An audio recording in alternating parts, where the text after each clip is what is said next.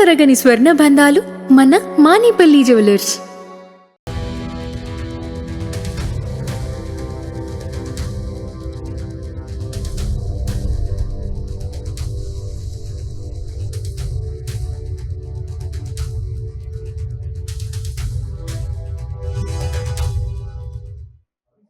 మరణం అప్పుడే వెనక్కి తిరగలేదు, మరొకసారి దాడి చేసేందుకు ఎదురు చూస్తోంది.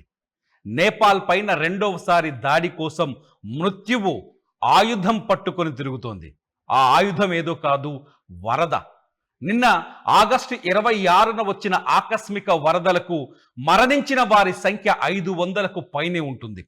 గల్లంతైన వారి సంఖ్య వేలల్లో ఉంది. ఇప్పటికీ ఒక అంచనాకు రాలేదు. భారతీయులే, కేవలం భారతీయులే 300 మంది గల్లంతయ్యారు. భారతీయుల ఆచూకీ కోసం ఇంకా అక్కడ వేట కొనసాగుతుంది. దాదాపు 200 మంది టిబెట్ ప్రాంతంలో ఉన్నారు భారతీయులని చర్చ జరుగుతుంది. ఏదైతే నేపాల్ నుంచి చైనాకు వెళ్ళే, అంటే టిబెట్ చైనా పరిధిలో ఉన్న టిబెట్లోకి అడుగుపెట్టే ప్రాంతం, అక్కడ మానస సరోవర యాత్ర కోసం వేలాది మంది భక్తులు ఎదురు చూస్తారు. ఆ ప్రాంతాన్ని ఒక్కసారిగా కొట్టిపడేసింది, నిమిషాల్లో బురదమయంగా మార్చింది బోటే కోసి నది. ఆ బోటే కోసి నది ఇప్పుడు శాంతించిందా అంటే శాంతించిన పరిస్థితులు కనిపించట్లేదు. మరొకసారి నేపాల్ పైన రాబోయే 72 గంటల్లో నేపాల్ పైన మరొకసారి వరద పంజా విసిరే అవకాశం కనిపిస్తుంది. వరద దాడి జరిగే అవకాశం కనిపిస్తుంది. హిమాలయాల్లో కుప్పకూలిపోతున్న మంచు శిఖరాలు ఊహించని విధంగా నీటి సరస్సులుగా మారిపోయి నిమిషాల్లోనే, సెకండ్లలోనే తెగిపోయి బద్దలైపోయి నేరుగా బోటే కోసి నదిలోకి వచ్చి కలుస్తున్నాయి.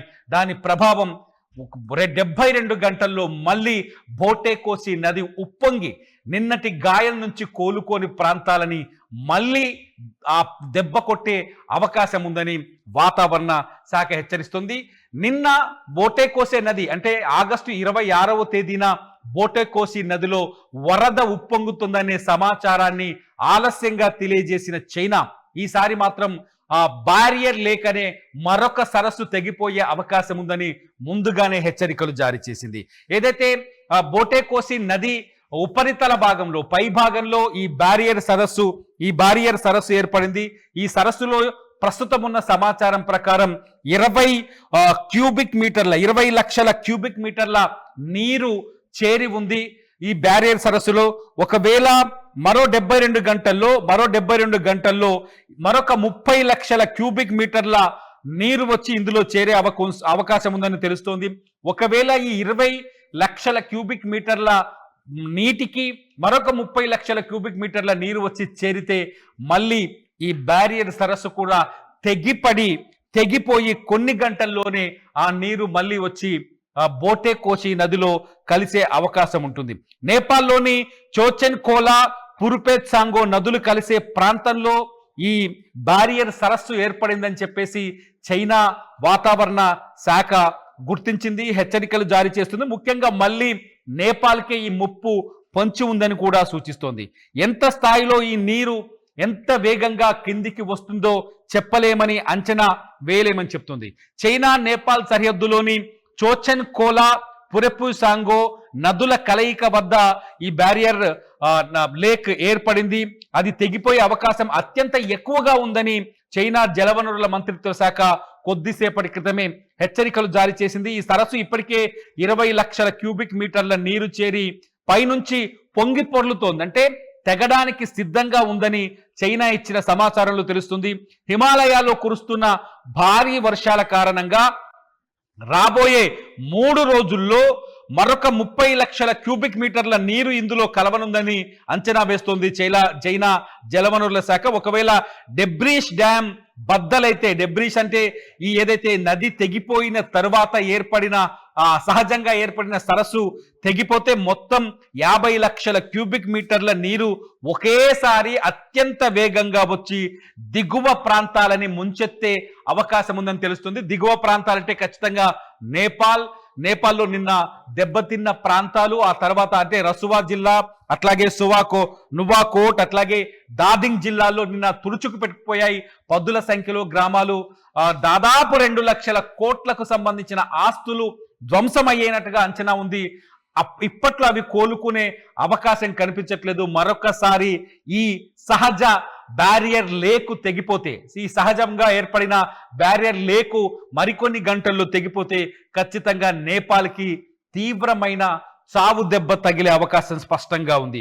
ఈ సరస్సు తెగితే చైనాలోని టిబెట్ ప్రాంతంతో పాటు నేపాల్లోని భోటి కోషి, అలాగే త్రిశూలి నది పరివాహక కారిడార్లలో భారీ నష్టం వాటిల్లుతుందని చైనా అంచనా వేసి చెప్తుంది.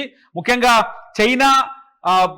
చైనాలో దెబ్బతిన్న ప్రాంతాలను ఒకసారి చూస్తే గైరోంగ్ కౌంటీ సరిహద్దులోని ప్రధాన హబ్ పూర్తిగా వరద ముంపుకు గురవుతుందని చెప్తోంది చైనా ఇచ్చిన సమాచారం. గైరోంగ్ పోర్టు అంటే చైనా నేపాల్ వాణిజ్యానికి కీలకమైన ఈ సరిహద్దు పోర్టు కూడా దెబ్బతినే అవకాశం కనిపిస్తోంది. ఇకపోతే నేపాల్లోని ప్రాంతాలను చూస్తే గతంలో నిన్న ఆగస్టు 26వ తేదీన దెబ్బతిన్న ఏదైతే రసువా, నువాకోట్, అట్లాగే దాదంగ్ జిల్లాలు ఉన్నాయో ఈ జిల్లాల్లో మళ్ళీ సేమ్ ప్రమాదం, సేమ్ ముప్పు ఏర్పడే అవకాశం కనిపిస్తుంది. దాదంగ్ జిల్లాలోని సంక్షోభిత ప్రాంతాన్ని ప్రకటించింది. ప్రజలు ఆ ఏరియాలో ఉండకూడదని, నదీ పరివాహక ప్రాంతాల్లో ఉండకూడదని దాదంగ్ జిల్లాలో ఇప్పటికే సహాయక చర్యలు, ముందస్తు హెచ్చరిక చర్యలు చేపట్టారు. అట్లాగే శాప్రూబేసి, మీకు గుర్తుకుందో లేదో, శాప్రూబేసి, దాదంగ్, అట్లాగే రసువా ఘాట్, ఈ 3 ప్రాంతాల్లోనే మానస సరోవర్కి వెళ్లే యాత్రికులు ఉంటారు. ఈ 3 ప్రాంతాల్లోనే ముఖ్యంగా మన భారతదేశం నుంచి వెళ్లే వాళ్ళంతా ఈ రసువా ఘాట్ ని, అట్లాగే టిబెట్ లోని చైనాలోని టిబెట్ ని 2 కలిపే ఒక ఫ్రెండ్షిప్ బ్రిడ్జ్ ఉంది. ఆ బ్రిడ్జ్ నిన్న మనం వరదల్లో చూసాం, కొట్టుకుపోయింది.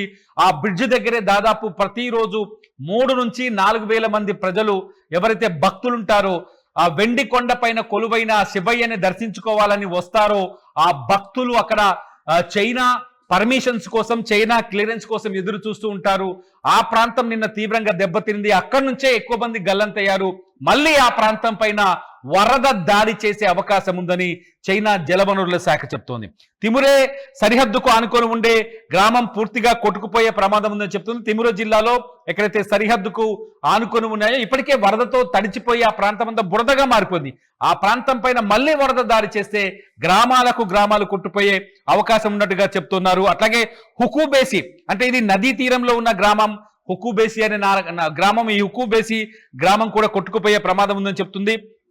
మైలుంగ్ అనే గ్రామం, ఇది త్రిశూలి నది ఉధృతికి ఈ ప్రాంతం మునిగిపోయే అవకాశం ఉంటుంది. కాబట్టి మైలుంగ్ అనే గ్రామానికి కూడా హెచ్చరికలు జారీ చేశారు. అట్లాగే శాంతి బజార్, బెత్రావతి, త్రిశూలి బజార్, అట్లాగే మరికొన్ని ప్రాంతాలకు అంటే చైనా నేపాల్ సరిహద్దులో ఏర్పడిన ఈ బ్యారియర్ లేకు సహజ సిద్ధంగా ఈ వరద ప్రభావంతో ఏర్పాటు చేసిన ఈ బ్యారియర్ లేక్తో ఈ ప్రాంతాలు మళ్ళీ ఏదైతే రసువా, నువాకోట్, అట్లాగే దాదింగ్ జిల్లాల్లో మళ్ళీ 2వ వరద దాడి జరిగే అవకాశం ఉందని చైనా జలవనరుల శాఖ ముందస్తు హెచ్చరికలు జారీ చేసింది. దీంతో పాటు భారతదేశంలో కూడా బీహార్, ఉత్తరప్రదేశ్, ఉత్తరాఖండ్ రాష్ట్రాల పైన కూడా ఈ ప్రభావం కనిపించే ఛాన్స్ ఉంది. బీహార్లో అత్యధిక ముప్పు ఉండే అవకాశం ఉంది. ఇప్పటికే నిన్నటి వరద బీహార్ని ఇవాళ తాకే ప్రమాదం ఉంది. మళ్ళీ కొత్త వరద వస్తే దాని ఉధృతి మరింత పెరిగి బీహార్ పైన కూడా తీవ్రమైన ప్రభావం చూపించే ఛాన్స్ కనిపిస్తుంది. భారత్లో అత్యంత దారుణంగా దెబ్బతీసే బీహార్, నేపాల్ అంటే ఈ బోటే కోసి నది ఇండియాకి వచ్చేసరికి కోషి నది అవుతుంది. బోటే కోసి నది కాస్త ఇండియాకి వచ్చేసరికి కోషి నది అవుతుంది. కోషి నదిని ఇప్పటికే బీహార్లో దుఃఖదాయిని అంటారు. అంటే ఏ నదినైనా వరప్రదాయిని అని పిలుస్తుంటారు భారతదేశంలో. కానీ కోషి నది ఖచ్చితంగా దుఃఖదాయినిగా మారిపోయింది. బీహార్లో అనేక సార్లు వరదలు వచ్చి బీహార్లో దుఃఖాన్ని మిగిల్చింది. అక్కడ ప్రజల జీవితాల్ని తారుమారు చేసింది. అక్కడ ఆ ప్రజల భవిష్యత్తును దెబ్బకొట్టింది.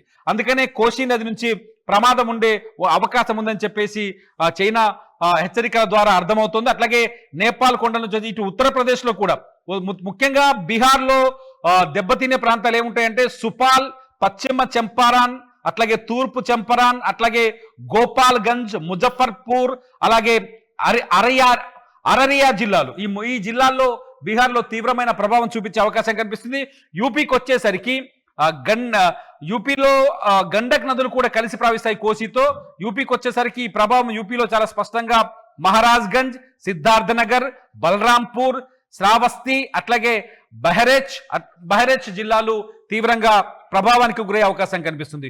ఉత్తరాఖండ్కి వచ్చేసరికి ఫిదోరాగఢ్ అట్లాగే చంపావత్ జిల్లాల్లో ఈ లోతట్టు ప్రాంతాలు ఎక్కువగా ఎఫెక్ట్ అయ్యే అవకాశం కనిపిస్తుంది. మొత్తంగా నేపాల్ మరొకసారి ఇటు భారతదేశాన్ని అటు చైనాలోని టిబెట్ ప్రాంతాలని నేపాల్లో వరదలు మరొకసారి వణికిస్తున్నాయని చెప్పాలి.